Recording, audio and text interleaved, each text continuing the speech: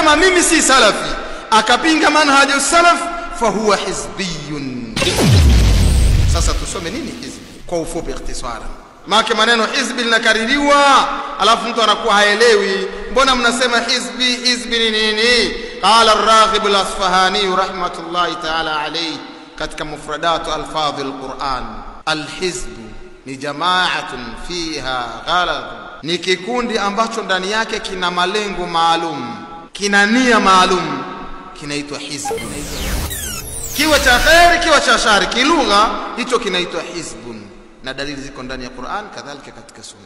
Lakini tunaposema hizbi ambao ni maarufu inayojulikana katika lugha ya Kiarabu, katika sheria ya Allah, kwa maana hawa mahizbi, tunaposema hizbi ni nani?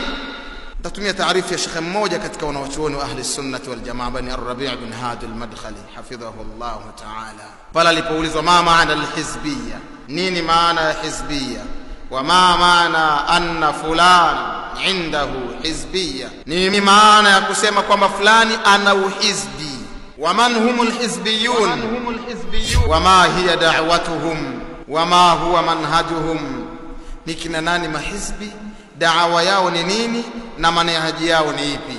Faajaba hafidhahu Allah ta'ala, kullu man khalafa manhaja an-nabiy. Sikiliza kanuni hiyo, hizbi ni nani?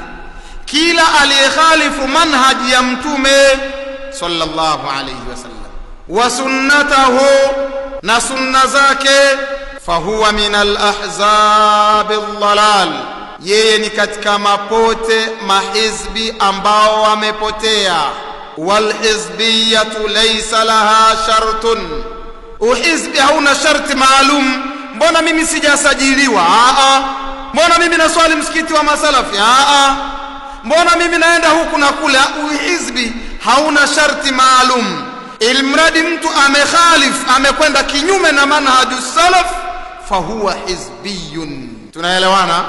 Allahu samma al-umama al-madiyata ahzaban, Allah aliyakuita makundi yaliyopita yale ahzaban, na akateremsha Qur'an sura maalum inaitwa suratul ahzab.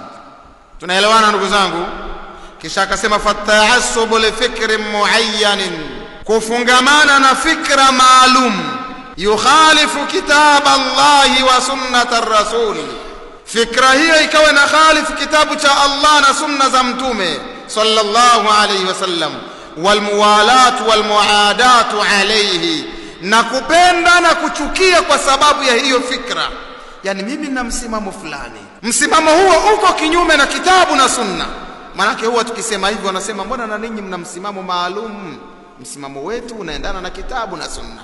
Wewe ukaanzisha fikra yako maalum ambayo inakhalifu kitabu, inakhalifu sunna, alafu aliyeikubali fikra hiyo unampenda, aliyeacha fikra hiyo unamchukia, hata kama yuko kwenye sunna. Huo ndio uhizbia wenyewe. Tunaelewana ikhwata? Hadha at-tahazzub walau lam yunazzam, huo ndio uhizbia hata kama hauja undwa kwa mfumo maalum na chama maalum, huo unaitwa uhizbi. Tunaelewana ndugu zangu? Sasa basi, ikiwa kuna mtu yeyote ana fikra ya kikundi chake au ya watu wake, lakini fikra hiyo haiko ndani ya Qur'an wala katika sunna, kaianzisha mwenyewe, na akawa anachukia kwa sababu ya fikra hiyo au anapenda kwa sababu ya fikra hiyo, huyo anaitwa hizbi.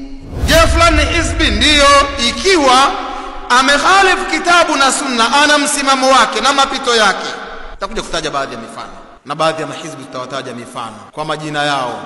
Wa irghimati unuf atba'ihim, hata kama pua za wafuasi wao zitadondoka zikalamba mchanga, tutawataja. Tunaelewana?